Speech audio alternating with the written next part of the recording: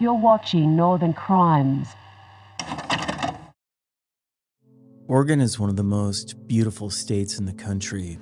There's striking mountains, crystal clear rivers, and wilderness that spans hundreds of miles. The cities are vibrant, the towns quaint, and the people are diverse, often friendly, and willing to help their neighbors. But like any other state in the U.S., dark undercurrents exist. In fact, Oregon has been home to some of the most disturbing crimes of the last century. Today, we'll look at 5 of the stories that have cast a shadow on this great state, leaving families, law enforcement, and the general public with unsettling questions. Welcome to Northern Crimes.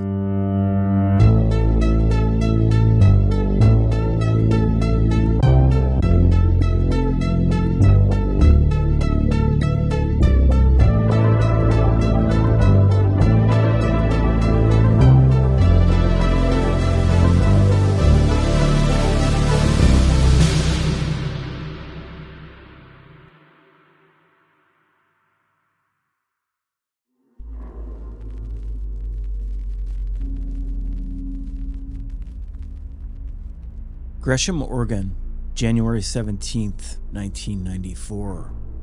A customer entered the Leathers Oil Company gas station early that morning, expecting nothing out of the ordinary. Instead, they stumbled onto a crime scene that would leave the community in shock. 3 employees, Virginia K. Endicott, Rosalie Faye Gertz, and Mary Beth Carey, lay motionless in the storage garage, each one shot execution style. Law enforcement arrived quickly, but the killer had already vanished, leaving behind a mystery that endures to this day. Who would commit such a brutal crime, and why? Leathers Oil Company was a staple in Gresham, providing fuel and convenience to locals. The 3 women working that morning were well known in the community. Rosalie Faye Gertz, 51, was a dedicated worker and a beloved mother-in-law to Mary Beth Carey, who was only 25 years old. Virginia K. Endicott was also a familiar face, part of the station's close-knit staff. Among those who once worked there was Tyrone Thies, a young employee who'd been fired months earlier. Described as quiet but reliable, Thies had one mark on his record, an incident where he stole $30 from the register. He later returned the money and apologized, but the damage was done. Shortly after, he left the job and disappeared from the public eye. The initial investigation pointed to robbery. The station's safe and cash register had been emptied, with $9,000 missing. However, it wasn't just the money that shocked investigators. It was the cold, methodical way the murders had been carried out. The 3 women had been forced into the back storage garage, ordered to lay face down, and shot in the back of the head. Detectives followed every lead, but for weeks the case remained unsolved. Then, on February 10th, 1994, a break came when law enforcement received a tip that pointed to a familiar name, Tyrone Thies. When officers searched his Southeast Portland apartment, they uncovered evidence linking him to the crime.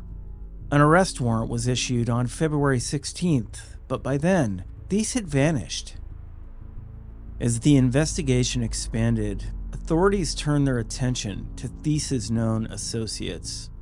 2 individuals emerged as key players, his cousin, Lawrence Scherf, and a friend, Lori Stevens. Under police questioning, they admitted they'd driven Thies to the gas station that morning. They claimed they had no idea he intended to rob it, and they were horrified when he returned to the car carrying a bag of stolen cash. Both Scherf and Stevens were arrested and charged with felony murder for their roles as accomplices. They were sentenced to 10 years in prison, but their cooperation came with an agreement. They would testify against Thies if he was ever captured. Despite being placed on the FBI's most wanted list, Thies managed to evade capture. Law enforcement suspected he fled to Idaho and adopted a new identity, possibly using the alias Tyrone Walter Crozier. His distinguished tattoo of a Black Panther remained one of the only concrete identifiers available to the public. The Leathers Oil Company murders received widespread media attention, including features on Unsolved Mysteries and America's Most Wanted. Yet, despite multiple reported sightings and years of pursuit, Thies remains at large. For the families of Virginia K. Endicott, Rosalie Faye Gertz, and Mary Beth Carey, the pain of their loss remains, compounded by the absence of justice. Decades have passed, but the case is still open, and law enforcement believes Thies may still be alive under an assumed identity. Will his trail ever be rediscovered, or has he disappeared forever into the cracks of society?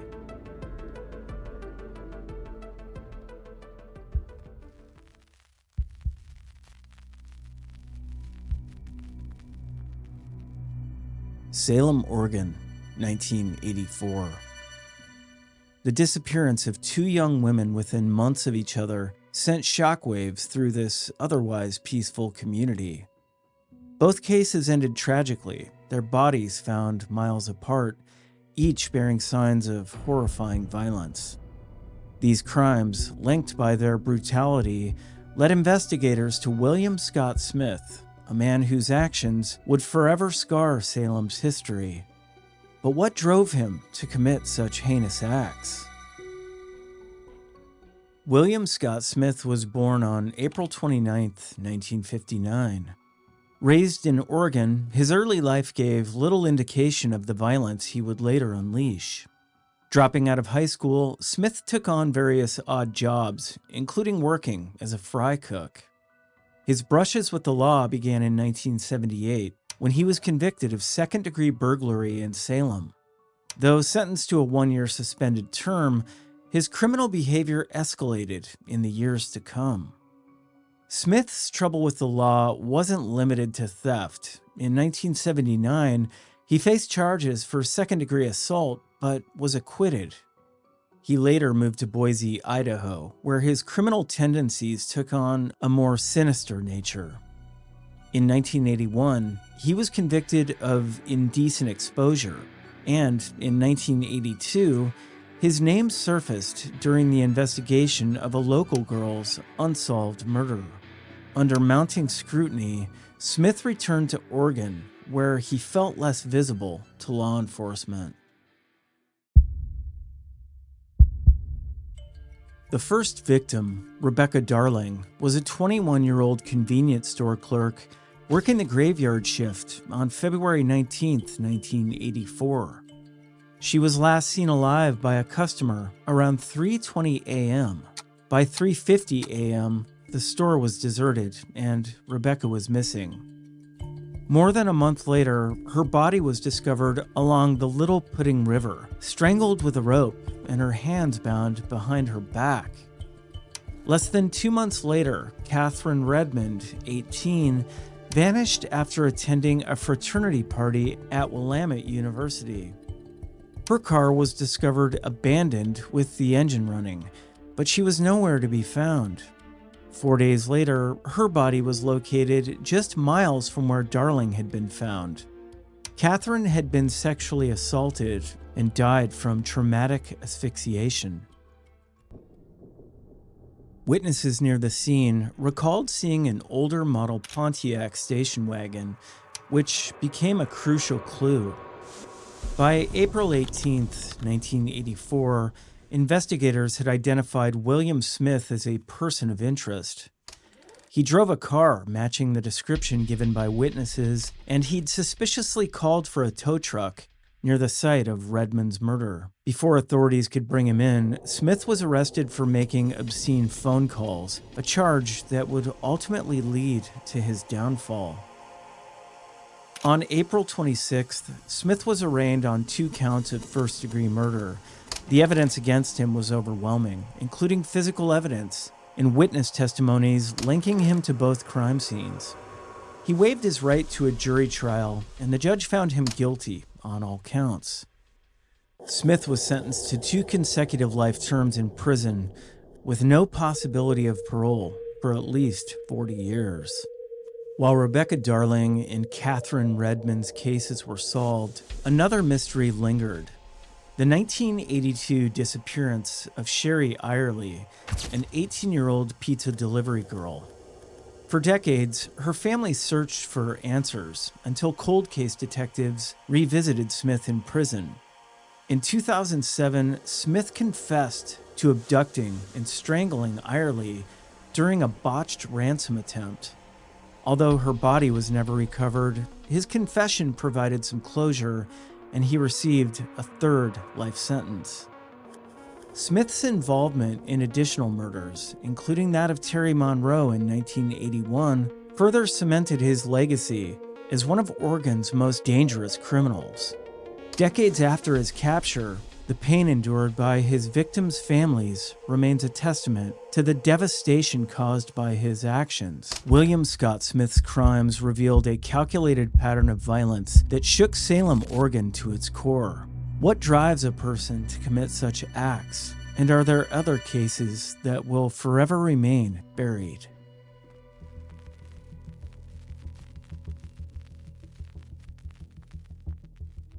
Newport, Oregon, December 2001. The quiet coastal town, known for its picturesque scenery and thriving fishing community, became the backdrop for a gruesome discovery. 2 young children were found weighted down in the icy waters of the Alsea River. Just days later, the nightmare deepened when divers pulled 2 suitcases from the marina containing more victims. The investigation would eventually lead to Christian Longo, a man whose actions shocked the nation and destroyed his family. Christian Longo was born on January 23, 1974, in Nispalanti Township, Michigan. Known for his charisma and charm, he married Mary Jane Baker at the age of 19. Together, they had 3 children, Zachary, Sadie, and Madison. Outwardly, the Longo family seemed like the perfect picture of domestic happiness, but behind the scenes, their lives were unraveling. Christian's ambition often outpaced his financial means. After a series of failed business ventures, he turned to fraud to maintain the facade of a comfortable life. He forged checks, stole credit cards, and racked up thousands of dollars in debt, all while keeping his mounting troubles hidden from his wife and friends. By 2001, the family had been evicted from their home in Michigan, and Christian moved them across the country to Oregon, hoping for a new start. On December 19, 2001, a fisherman on the Alsea River found the body of 4-year-old Zachary Longo floating in the water. A pillowcase filled with rocks had been tied to his leg to weigh him down. 3 days later, the body of 3-year-old Sadie was discovered under similar circumstances. The small community was horrified, but the scope of the tragedy became even clearer on December 26th, when divers searching the Embarcadero Marina recovered 2 suitcases from the water. Inside were the bodies of 34-year-old Mary Jane Longo and her 2-year-old daughter, Madison. Investigators quickly realized that the entire Longo family had been murdered, with Christian Longo conspicuously absent. Witnesses reported seeing him in the days following the murders, but he'd since disappeared. Evidence at the crime scenes and the family's financial struggles pointed to Longo as the prime suspect. Police discovered that he'd drained their bank accounts and used a stolen credit card to flee the area.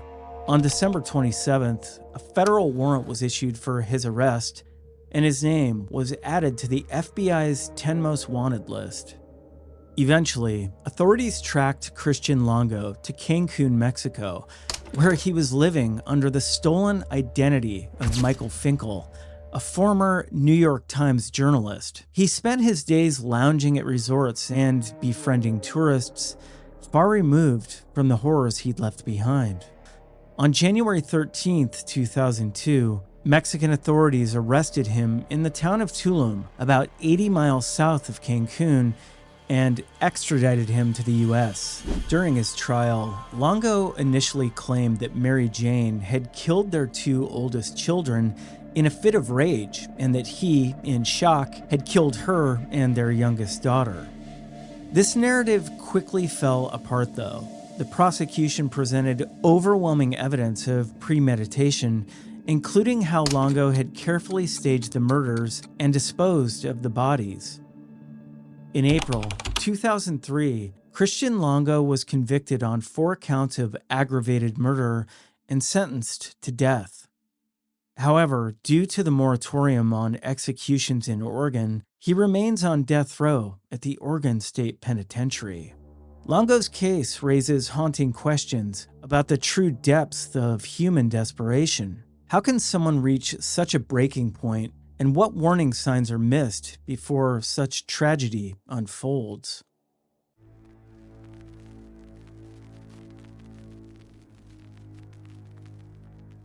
Portland, Oregon, July 7th, 1975. A quiet night in the city's Old Town district was interrupted by chaos as flames erupted from the modest Pomona hotel. The fire quickly consumed the building, trapping residents inside. By the time firefighters extinguished the blaze, 12 lives were lost. But as investigators examined the aftermath, they uncovered a chilling truth. This was no accident. It was arson. The Pomona Hotel was a far cry from its historic predecessor, Erickson's Saloon, which once boasted the, quote, longest bar in the world. By the 1970s, the building had been repurposed as a low-cost residence for Portland's most vulnerable citizens. For 80 cents a night, guests found a clean bed and a measure of stability in an area marked by economic struggle. The residents of the Pomona were diverse: laborers, retirees, and those living paycheck to paycheck. It was a place where people knew their neighbors, often sharing stories and resources. But behind its unassuming facade, the building lacked essential fire safety measures, creating a disaster waiting to happen. Around 10:35 p.m., a man later identified as Roy Jennings Beard walked into a Chevron gas station near the Pomona Hotel and purchased 50 cents worth of gasoline. Within 30 minutes, the quiet evening erupted into chaos. Flames engulfed the Pomona, spreading rapidly from the stairwell, a strategic location that cut off escape routes for those on the upper floors. Residents scrambled for safety, many climbing out windows and onto fire escapes. Witnesses described scenes of desperation, with people shouting for help as smoke poured from the building.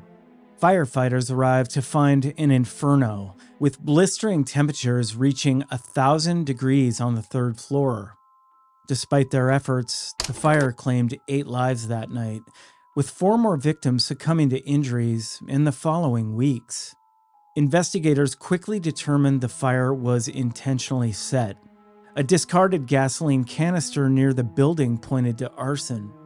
Attention turned to Beard, who attempted to return the canister to the gas station for a deposit. Chevron employees recalled Beard's suspicious behavior and identified him to police. Shortly thereafter, Beard was arrested, and the evidence against him seemed clear.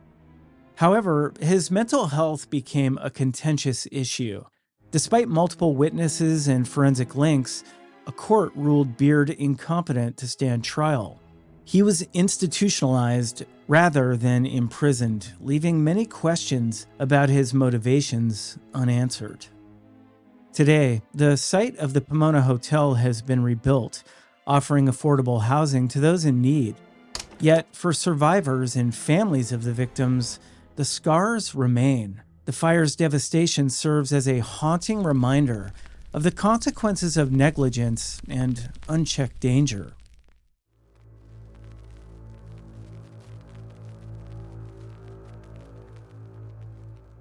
Portland, Oregon, January 4th, 1996. The city's bustling downtown came to a standstill as gunfire echoed through the iconic KOIN Center, a 35-story skyscraper that symbolized progress and modernity. What began as an ordinary day turned into a harrowing ordeal as a lone gunman stormed the building, taking hostages and injuring civilians. For hours, the city watched in fear as law enforcement worked to end the siege. But who was this man, and what drove him to such violence? The perpetrator, James Rinker, was a 24-year-old with a troubled past. Born and raised in Oregon, Rinker had a history of mental health issues and a deep-seated resentment toward authority. Those who knew him described a man struggling to find his place, often blaming others for his setbacks. In the months leading up to the attack, Rinker's erratic behavior escalated, marked by angry outbursts and an obsession with perceived injustices in his life. On the morning of January 4th, Rinker arrived at the KOIN Center armed with an AK-47 rifle, dressed in military-style camouflage and a black beret. He entered through the basement loading dock, bypassing initial security measures. Witnesses later reported that Rinker appeared calm yet determined as he moved toward his targets. The siege began when Rinker opened fire in the basement, wounding 2 men, Howard Barley, a delivery driver, and Alan Colkimo, a Beaverton resident. Despite being shot multiple times in the leg, Barley managed to crawl to safety, later recounting how Rinker's rifle had jammed, a malfunction that likely saved his life. As Rinker made his way to the building's lobby, he took his first hostage, a security guard. Firing sporadically, he activated the building's fire alarms, locking down the elevators and trapping occupants on various floors. His stated goal was to confront individuals he blamed for losing his courier job, but the chaos disrupted his plans. Unable to reach the upper levels, Rinker turned his attention to the Charles Schwab brokerage firm on the ground floor. Inside the office, Rinker took multiple hostages.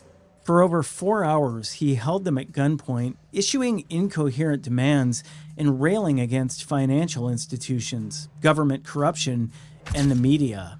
Though armed and unpredictable, Rinker allowed hostages to contact their families, a gesture that seemed to reflect his internal conflict. He wasn't just a monster, one hostage later said. He was a deeply broken person. Negotiators worked tirelessly to de-escalate the situation. The turning point came when Keith Hedman, a security chief from Charles Schwab's San Francisco office, managed to get Rinker on the phone. Over the course of an hour, Hedman kept Rinker talking, providing a critical window for Portland police negotiators to establish rapport. The calm, measured communication began to wear down Rinker's resolve. Finally, at 3:45 p.m., Rinker surrendered. Emerging shirtless and handcuffed, he was escorted out by police, bringing the siege to an end. Miraculously, no one had been killed, though the emotional scars ran deep for those who had endured the ordeal.